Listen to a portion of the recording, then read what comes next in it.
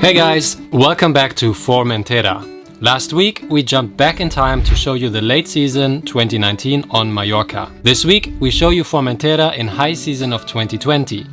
It's two different worlds and our perception of the Balearic Islands changed a lot this year.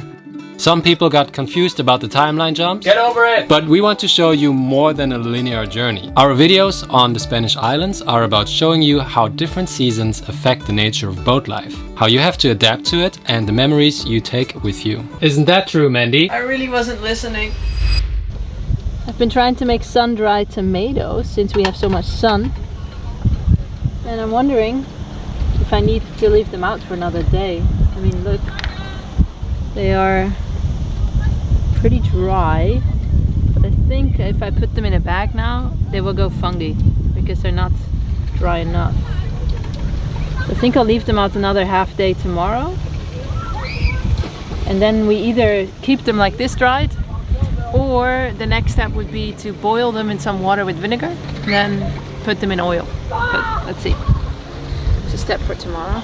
In Spain, you are not allowed to drop anchor in seagrass, not even brushing it with the chain. For this, you could be fined up to 3,000 euros. The type of seaweed they aim to protect is called posidonia. We got a visit from the Posidonia police some time ago, but that is for another story. Compared to the sea life we saw in Greece, where we found considerably less seagrass, we understand why it's worth protecting. It forms large underwater meadows that are important for the ecosystem.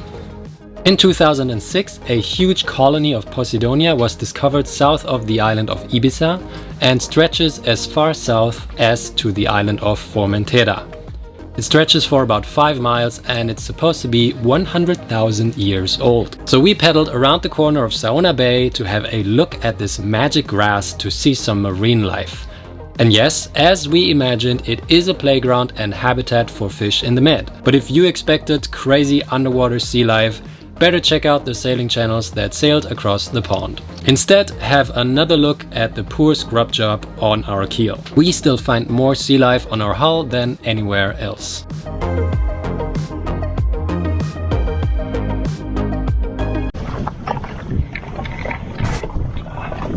Smoother than expected. Here. No. There you go. Cell phone and 4G reception in that anchorage and on the beach is non-existent. Just like a gazelle. Always. And we needed to organize a parcel delivery, which was surprisingly difficult. We went to the only restaurant with Wi-Fi and wanted to have a courtesy coffee in exchange for their interwebs. They declined a drinks-only visit as COVID still limits the number of clients that restaurants are allowed to occupy. They wanted people who come to eat expensive paella. Nice enough though, we still got the Wi-Fi password, we uploaded the videos, and were able to write angry emails to a parcel service that held our beloved new anchor in custody for about 20 days. I don't think we're ever gonna get our anchor, but you know, we're patient. When they admitted they made a mistake, they still dared to charge us processing fees of a product that came from a European free trade zone. One thing you have to do here is watch the sunset from the cliffs. So after we were done being angry, we decided to be happy again and take a walk. So we just walked the little trail up to the cliffs. There's a sauna right behind us. There's a little boat. It's the smallest. Can you see it? I can't. I'm freaking out. I can't see the boat. And the sun is almost setting and there was a little Williams tender, the ones that cost as much as our whole boat. It was racing through the bay and I was just wondering, where does that boat go? There's nothing. There's no boat left.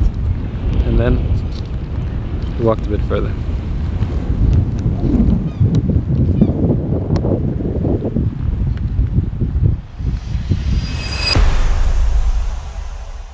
Oh, yeah, it's coming back again. He's just going for a ride. Those warships. In high season, the islands, especially Ibiza, but also in Palma de Mallorca, are packed with super and mega yachts. And in case you wonder if they have to pay 3,000 euros for anchoring in 100,000-year-old seagrass, Probably not, because if you anchor in 35 meters or deeper, it's alright again. Anyway, for what it's worth, that day we saw the same sunset as these guys.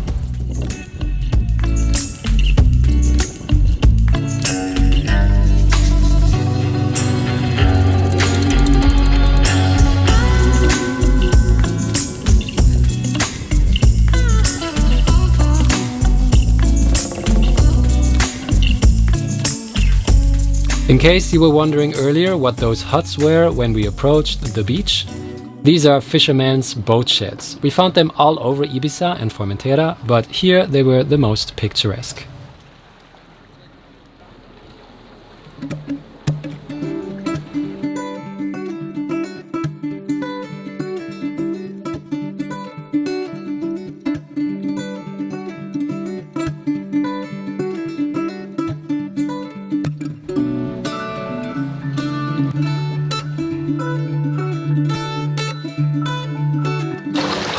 These boats are better maintained than ours.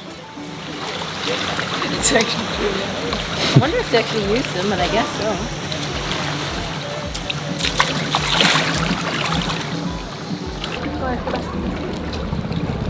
so. Go then.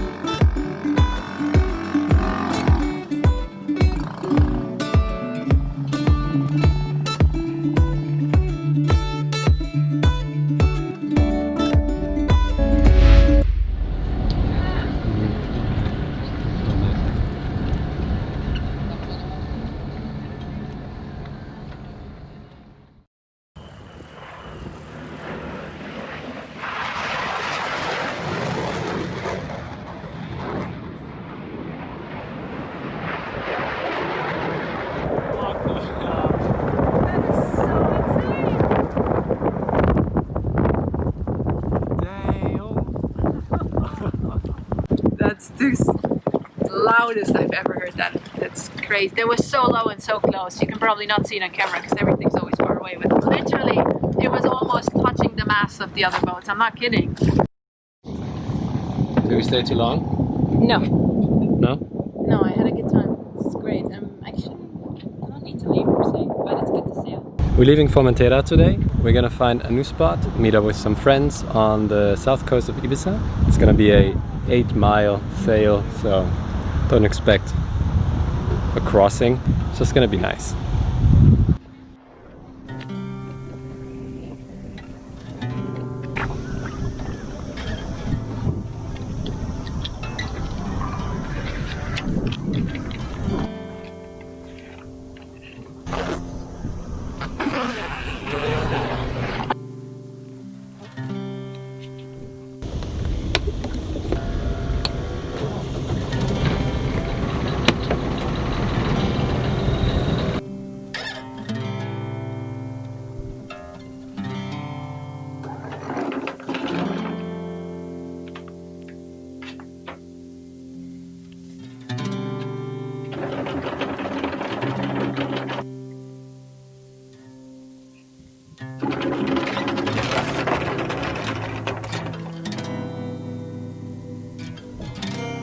We're free.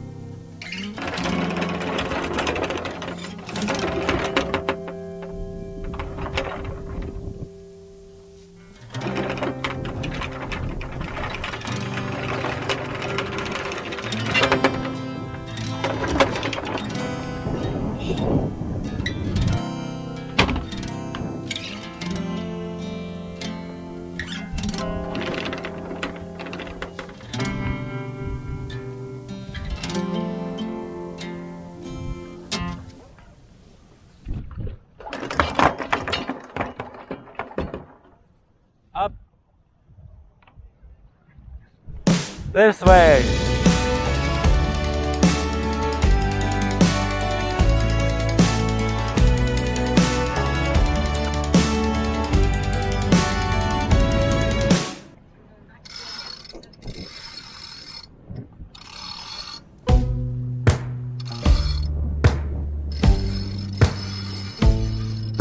Oh, it's stuck already.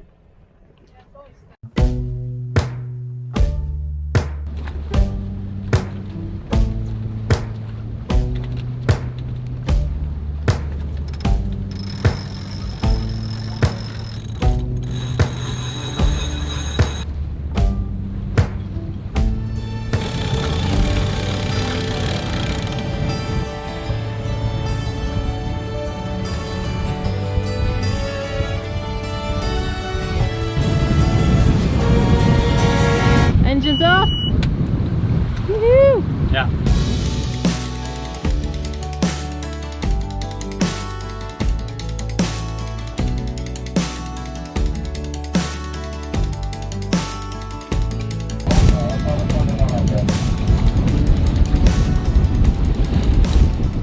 Aw, maybe it helps all the scrubbing. I think if we do the keel, good. We're doing good speeds again.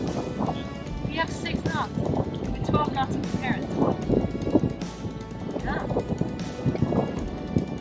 Scrubbing paid off.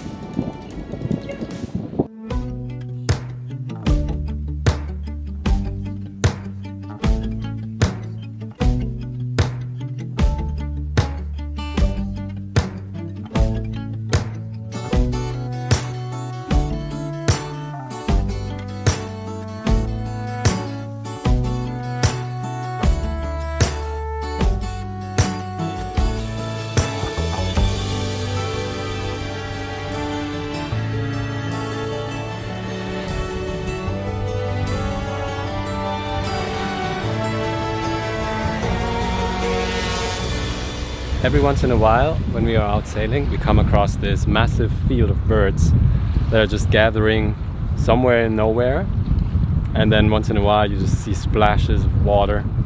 So they did find some fish, but at the same time, for that fish to stay up on the surface, there needs to be some predator from the bottom.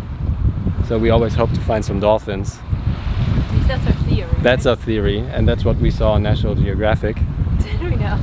But I don't know if that's true. But otherwise, I don't see a reason why fish would stay on the surface next to their predators. The sail was actually really nice here. It's only about 10 nautical miles, I think. So what are you up to? Well, when you're in an anchorage, when you anchor, you have to set up your anchor ball during the day. What do you mean? Why am I setting?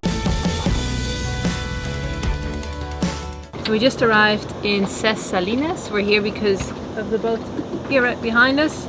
Some friends of ours that we met in Valencia, and they said they were here, so we thought we'd go visit them and see some people.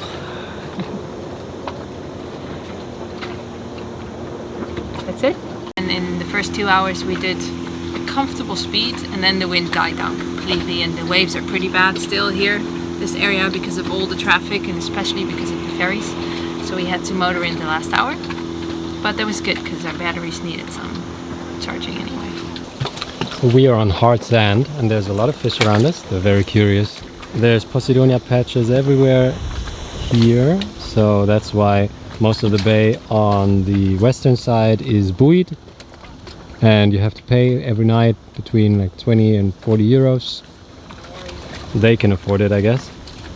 We can't, so we are here where there's less people, more sailboats and more sand. So we're gonna get the dinghy ready, always with the oars, never without it, because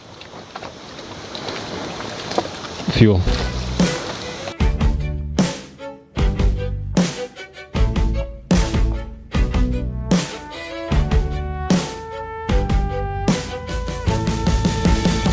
So this is a Pershing. They go up to 48 knots with fuel consumption of 500 liters per hour for each engine, and they sometimes have 3. If you take our tank, which is 75 liters, you will burn through our entire tank within 9 minutes. 9 minutes!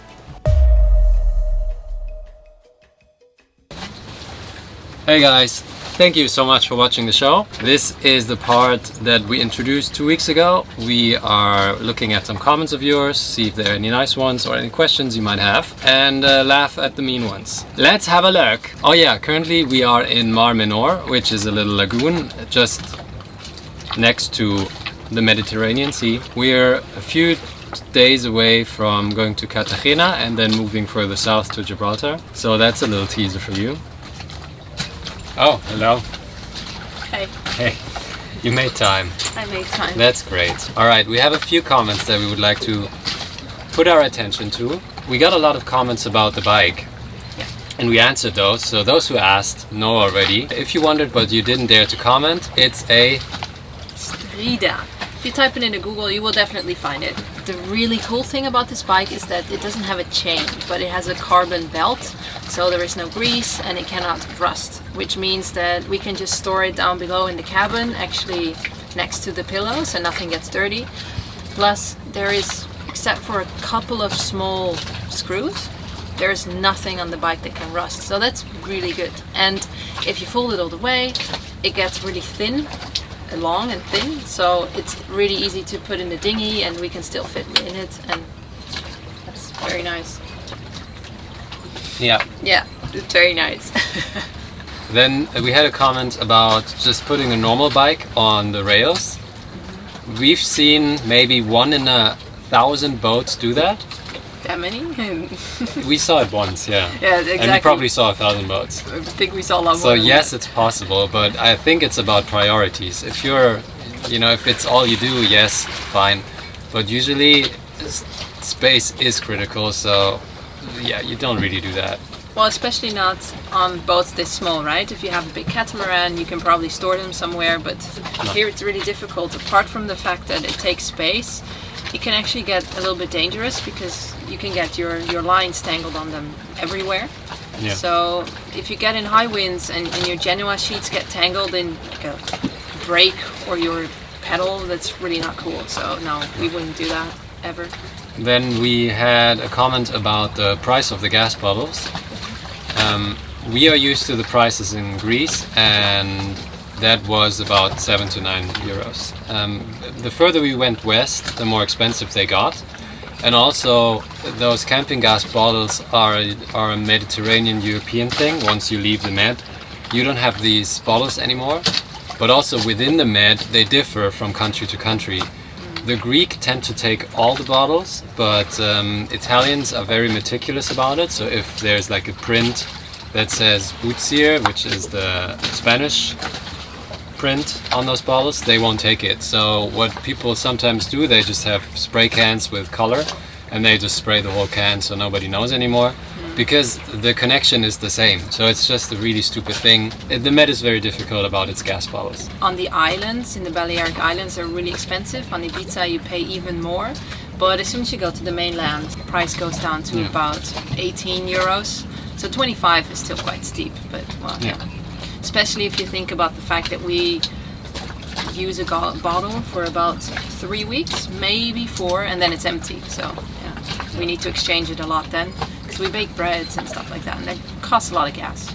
So there was a comment on our video about boat improvements, which was a video that was actually made completely entirely by Alex. By me! Yes. It was me! Which you can see because he is talking most of the time anyway. Yeah. So there's a guy. Well, I'm making fun of Mandy sometimes, as you might know, and she's making fun of me as well. It's kind of what we do, and normally people understand, and then there are some people that are kind of mean, and I feel like it's whatever attitude you have, you try to find it in the video. So that one was quite nice. I guess the queen bitch edits the videos. Well, I was going to subscribe, I guess, but I hate women that want to control everything in men's lives. Yeah.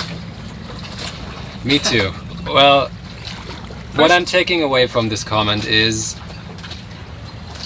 a question: who edits the videos? We did answer that in our first Q&A, but also there's quite a lot of other people that, in a nice way, talk about that and say that some of the way we shoot videos and edit it is quite nice, and they say, well, we wonder who does it. Well, we both do it. I got into it before and I learned the programs and just got into filming a bit, but if I would do it alone like some other sailing channels do, they just divide work. It's just so much, it's impossible. We share the work, and I create some of the templates and all the visuals that you find throughout the videos, but then we split the videos 50-50. So the more of a voiceover of a person you hear in the video, the more likely it is that that person cut the video. Well, I like the storytelling part a lot, so I tend to write a lot of the voiceovers, and then sometimes I do the voiceovers even when you cut the video. It's a shared effort in the end. Alex taught me how to cut the videos because I don't just want to sit around and let him do all the work. And also it's really fun. Yeah. It's a good job to do. And Mandy taught me how to talk sometimes. Alex is really good with the transitions, for example. Do a really nice intro, so I often let him do that. I just leave that till the end, and then I say, okay, here you have a bunch of footage, you make a nice intro. And we know our strengths, right? So we tend to do those parts of the video where we're good at, so we save time, and the combined effort makes for a good video. We also got a comment, not on YouTube, but we talked to a few people on Instagram about anchoring. It seems like we mentioned once in a video that we got mad at each other when we anchored in... It was last video. It was last video. Yeah. It was in Soyer. Yeah. And that people were actually relieved that happens to us too, because you never really see us get angry, because nobody wants to see angry people on YouTube. They come for to see happy faces and funny stories. Also, it's really not pretty when you start screaming at each other. If you've done that while anchoring, nobody wants to see it. You don't want to see yourself back either doing that, so we don't film that. Yeah, but if we film it, we cut it out, because you would probably not watch it, and you would unsubscribe and unfriend us and block us from all of your channels. Yeah, you'd cancel us out of your lives. Probably, no. So well, we used to do that in the beginning. We had quite some big fights over anchoring, and I think that's quite normal. Everybody we met said that they do that until they work out a system that works for them. So we met some friends that had walkie-talkies, because it's quite hard to understand each other, and the chains rattling and the wind's blowing and the engine's on. You can't do it, not even on a small boat. No. So they used walkie-talkies, and we tried that too, and that actually worked quite okay for a while. Yeah. But after a couple months, we just figure out hand signs that work really well for us, and after that we didn't need the walkie-talkies anymore. The things you need to communicate, they are quite repetitive when you're anchoring. You're not discussing life in general. So all you need is a few hand signals. For us, that's like anchor down, and the other person on the bow or the person here repeats whatever the first person initiates. So you understand that the other person understood what you're saying, right? Exactly. So if Alex does this, then anchor up, we do the then same. I repeat it, so I show him that I understood that I need to take the anchor up. Whenever I'm ready at the helm, it's anchor up or anchor down or stop. That's either stop the chain or stop the boat, depending on who says that. Once we settled and we have 3 times the depth, we rev in the anchor. So we go backwards and we just pull the anchor into the sand or the mud, and for that we communicate using the revs, like the rev counter, and we 1000, 1500, 2000 and 2500 if you really want to dig it in. And when Alex revs up and I'm on a chain and the chain's tight, I tend to do this or this, so you can understand what the chain's doing at the moment. And also then we just repeat those so we know where we are, and if we're good, we're gonna do the good sign. And it's 3 to 1 seconds after I go back into neutral, and then we drop an additional 5 meters of chain. And then we're set, so that's what we do. Also, if I want to know how deep it is, I just do this, and then Alex just gives me, in fingers how deep it is. 5 meters or 7 meters, that's what we do. That works quite well. And when we're dragging, well, it's just this. Yeah. So then you kind of have all the signals you need. Yeah, and then when the snubber is attached, then we're just gonna kill the engine. Kill it. Yeah. And that's all we talk about, you know? And it's always the same. It's quite relaxing not to think about new things to talk about when you're anchoring. And if it's a really difficult place to anchor and doesn't work, then we tend to actually walk back to the cockpit, discuss, and then go back. Right. Because we've tried screaming from the bow. Just doesn't look good. It ends up in anger, yeah. And that was the thing we took away from sailing Virgins. When you're anchoring, if you don't know this channel, by the way, it's really cool. But if you're anchoring, all that's important is that you look good. And you never look good when you scream. So. No. It sounds a bit phony, but it's on purpose, because once you look good, you have your shit figured out, and that's the whole point. So just do some really cool moves with your fingers, and all the other people are just gonna be amazed. It's not that hard, so no. So that's that. Hey, if you want to know more about how we do these things, it's not only anchoring, it's also med-mooring and getting into marina slip and all these things, then have a look at our website. We have a little booklet. You can download it as an ebook, PDF, or you can order it, and it has some of the information in that helped us a lot last season and continues to help us because we know our shit. Sometimes. Well, we know we know what works for us. So. Exactly. Everyone's different, but this works for us. And it's a nice way to support the channel and still get something back. So, yeah. Hope you check out the website, and if not, then, well, yeah, see you next week, I guess. And if you have any more questions, we'd like to do this more often, so drop a few comments down below and we will try and answer them next or the next video. Right? Likely. Bye. Bye. Oh yeah, we really got into this drying tomatoes thing. It's pretty cool. You just put tomatoes in the sun and that happens. And they're quite nice.